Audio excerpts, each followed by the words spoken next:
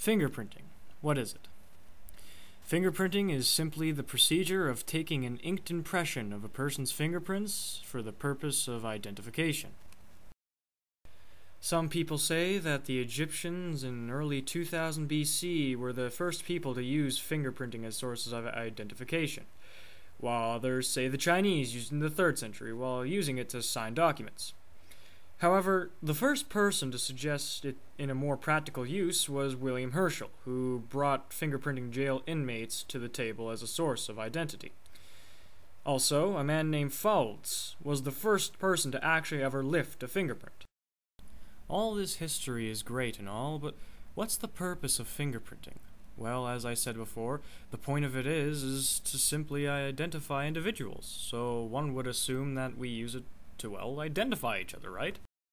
If we use fingerprinting in order to identify people, then what better way to put this technology to use than simply use it to identify criminals?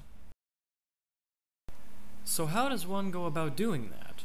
Well, all you have to do is lift the fingerprint, right? Well, how do you manage to do that? It's actually quite simple.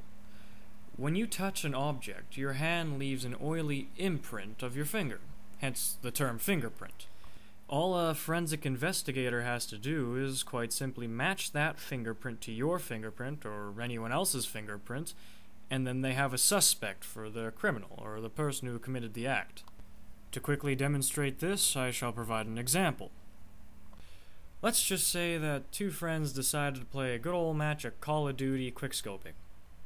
Now let's also say that this nicely dressed gentleman, we'll call him Bryce Lewis, decided to play against this gorgeous, hot-looking piece of work. We'll call him Eddie.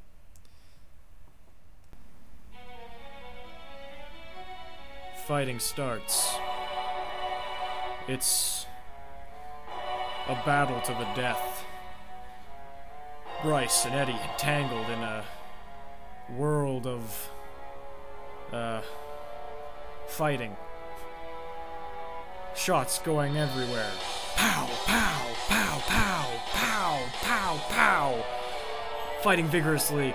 They can't stop. The adrenaline's pumping. No one knows what's going on. Headshots going everywhere. Oh my god!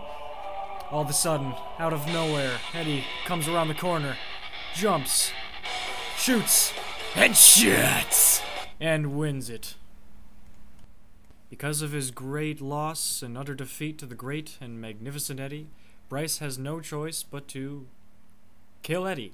That's right, he grabs a knife right beside him and stabs him 37 times in the chest.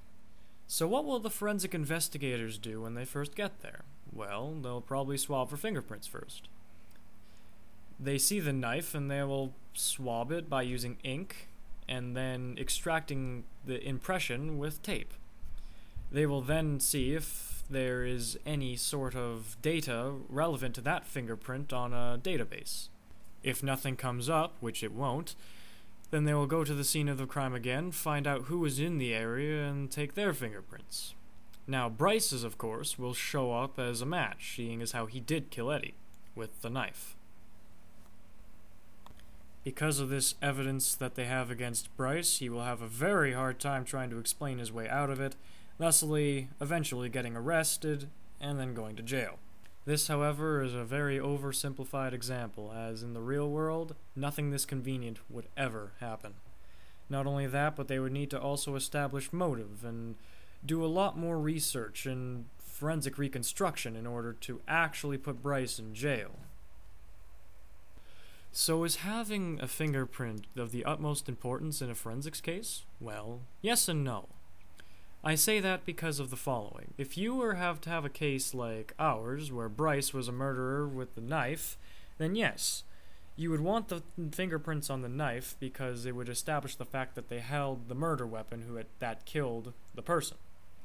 But if you have a fingerprint on, say, a china cabinet that did nothing for that case, then the fingerprint would not be very important. Fingerprints may be different between individuals. However, they can often fall under distinct classes or different types. Plain arch, tented arch, left slant loop, right slant loop, plain whorl, double loop whorl, central pocket loop whorl, and an accidental whorl are all different types of fingerprints.